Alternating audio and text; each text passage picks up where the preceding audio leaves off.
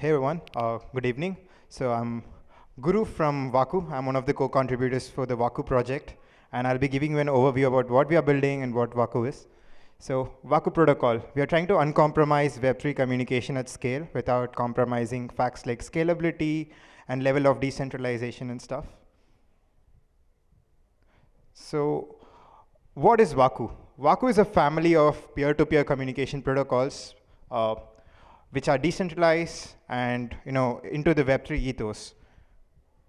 So why Waku? We have the following 5 important ethos for building Waku. The first one being censorship resistance, where no government or no governing authority can censor a particular information from being delivered into the people. And then it's decentralized, it's also privacy preserving. We make sure that the whole architecture and the specifications are privacy preserving. And it's securely scalable, which is our novelties when compared to a lot of other communications protocols available in the market. So we have a dedicated technology called RLN, which we are using to make it securely scalable. And about a history, in 2013, when Ethereum white paper was introduced, we had 3 things in the Ethereum trilogy. The first one being Ethereum itself for consensus, and the second one being Whisper for messaging, and also Swarm for storage. So along the years, we've forgot about Whisper and Swarm, and we've been bullish on Ethereum. But I think Whisper is a holy grail to the whole Web3 technology as a whole. And until 2019, there were no dedicated teams working on building with Whisper. So there were a very few projects that were using Whisper, and Status was one of them. And in 2020, Waku V1 replaced Whisper in the Status app. So Status app was using Whisper for a couple of years, and then Waku V1 gave it a lot of other enhancements in terms of performance, scalability, and stuff. And in 2021, we introduced JS Waku, which is the client-side library which uses JavaScript and also Go Waku. Right now, 2023, Waku has evolved into a public good infrastructure project and being used by a couple of Web3 giants in the communications space. So the modulus operandi for Waku is we are building a public goods infra at this point. So we don't have any capitalistic mindset as of now, and it's a public good infra. A bit before. No, before. Yeah. And it's completely open source. We are using the MIT plus Apache license, so it's open source. And we have a set of RFCs for technical specifications. So you can scan the QR code and go through all the RFCs that we've been working on for the last couple of years. There have been years of research into it, and RFCs are one of the proofs which exhibit our research. And RFCs specify Waku protocols and also include security considerations. So it has all the edge case scenarios of the protocol and everything related to Waku.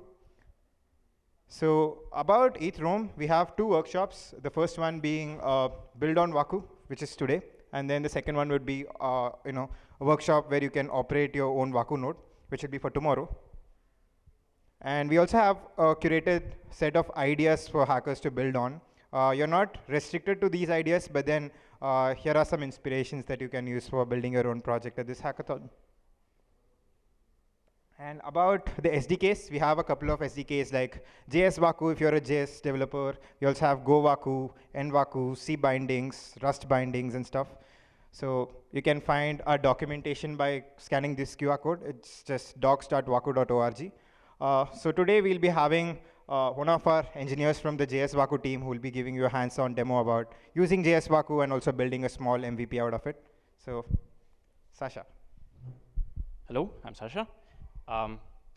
Not to forget to mention, we have this beautiful cheat sheet for hackers at our booth at the entrance. So please come and yeah. So what is JS Waku? So this is implementation of Waku for browser environment. And we have 3 pillars of it. One is create Waku app, which you can use to bootstrap any JS application, just a CLI tool. We also have built some hooks and components for React application specifically, which is done by Waku React package.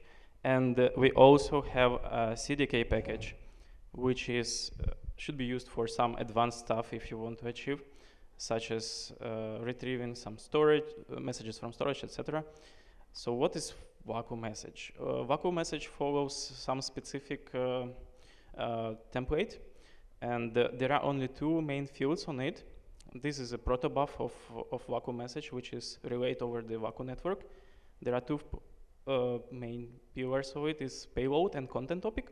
Payload is just an array of bytes, which you can put anything you want to. I don't remember what is maximum size of it, but there is this opportunity. And content topic. Content topic is a topic under which messages are exchanged and should be perceived like a room, as we are right now in a room, and we are communicating, and there are some messages circulating around in this room.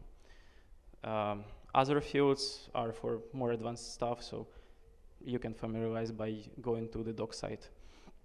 So content topics. Not to get lost with some definitions, there is two topics in the system: content topics and pub subtopics.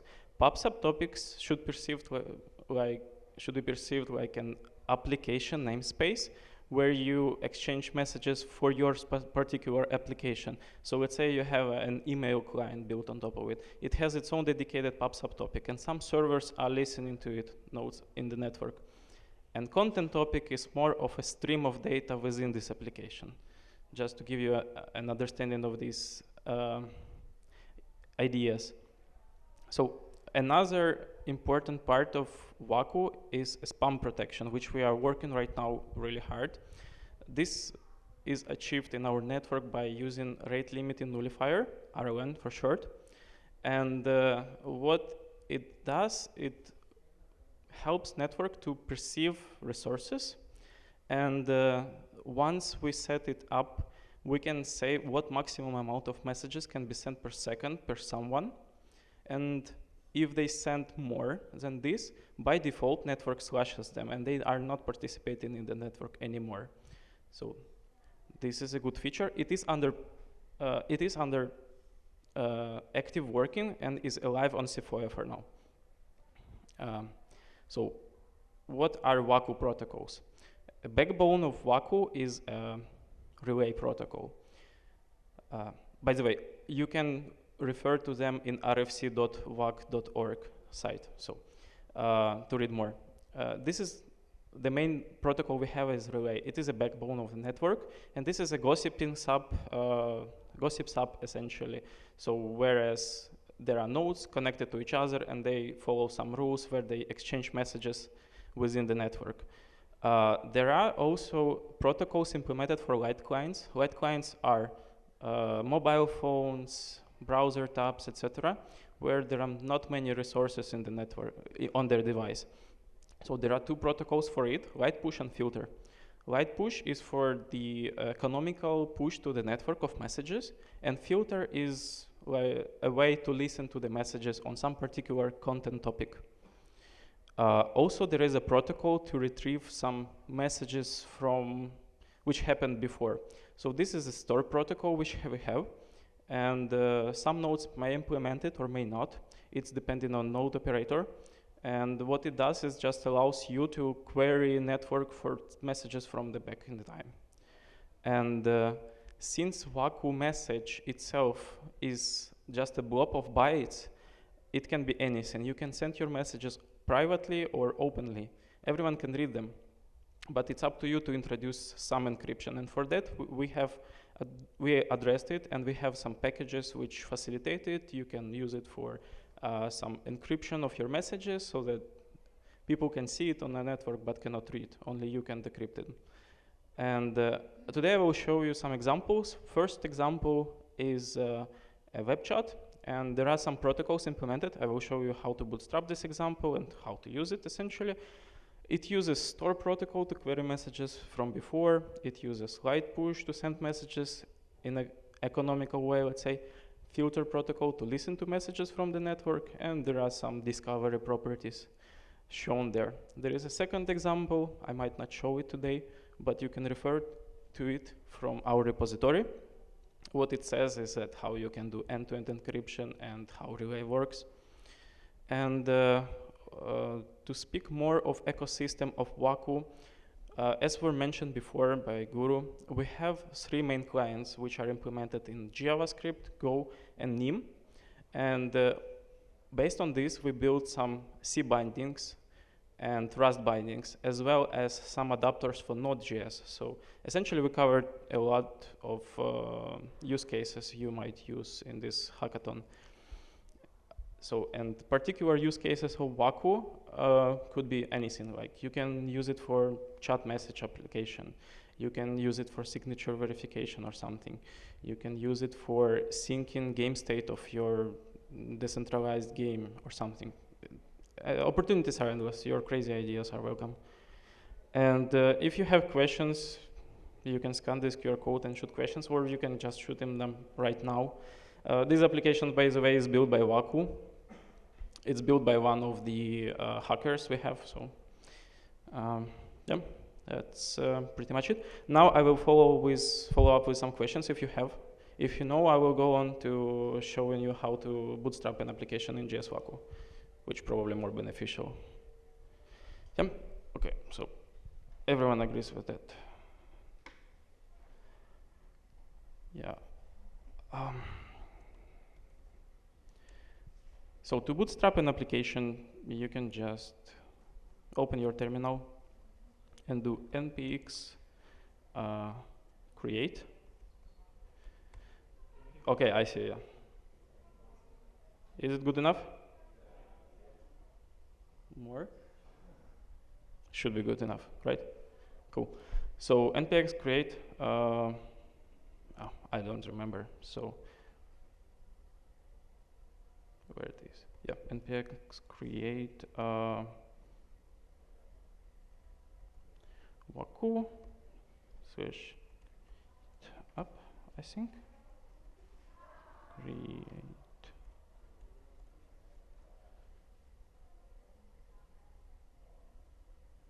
No, not this one. So sorry for you. This one. Where was it?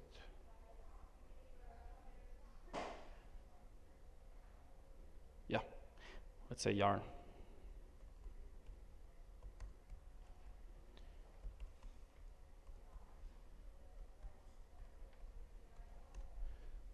I think yes. So we can create some application by doing so. Right now it does download the package for creating, okay, missing arguments, project directory, indeed. So I can set up it in some Waku app folder. So right now it asks me what kind of application I want. I will show you right now web chat application. It can be anything, so you're welcome to discover other opportunities for it. There are use cases shown in this application, so I will select only web chat. So right now it does install this web chat application into web app folder, Waku app folder, I'm sorry. It is installing some npm packages. We can wait.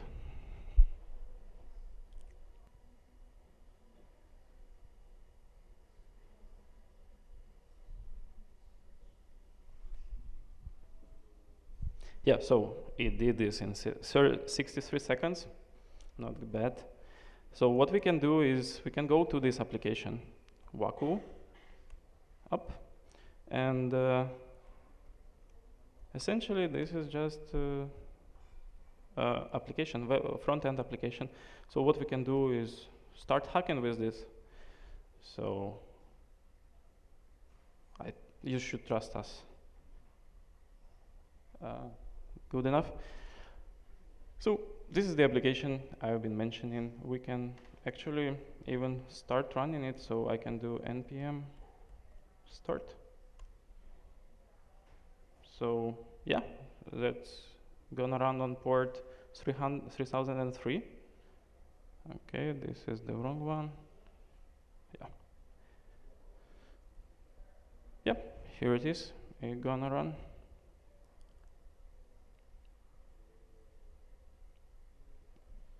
It's probably building still. Yeah, it's still building.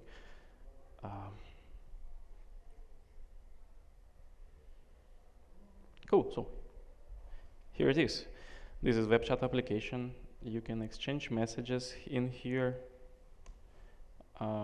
Here, I sent a message. Whoever can visit a site, examples.waku.org/webchat. This is a hosted web chat example, so here you can see my message being sent to it. Yeah, so it shows you some useful metrics you can go and find in the network, in the code, I'm sorry. And it shows a state of a network. So this particular application discovered 30 nodes in the network, from which it connected to 7 nodes. I'm sorry, you probably don't see. Is it better? Yeah. So it discovered 30 nodes. It connected to 7. So essentially what this application did when I sent a message, it sent a message to 7 nodes in the network. And these messages propagated this message forward to which they were connected to. And what we have here is eventual delivery. So another tab is connected to only 3 nodes here.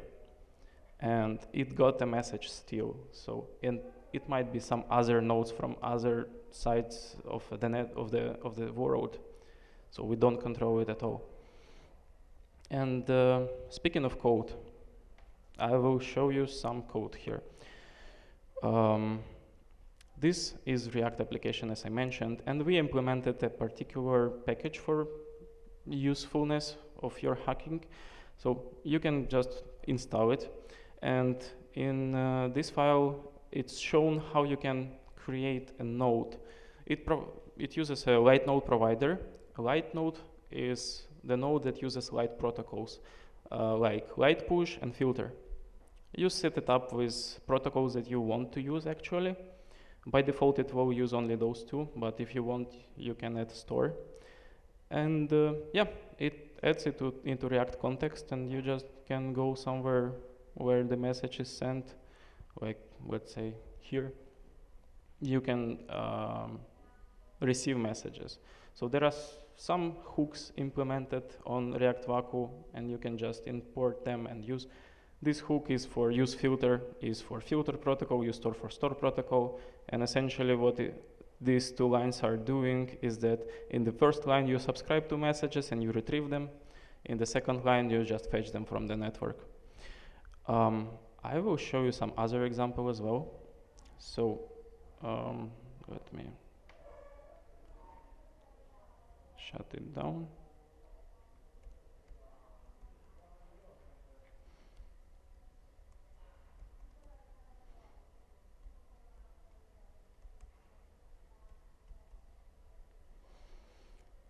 Yeah, good enough.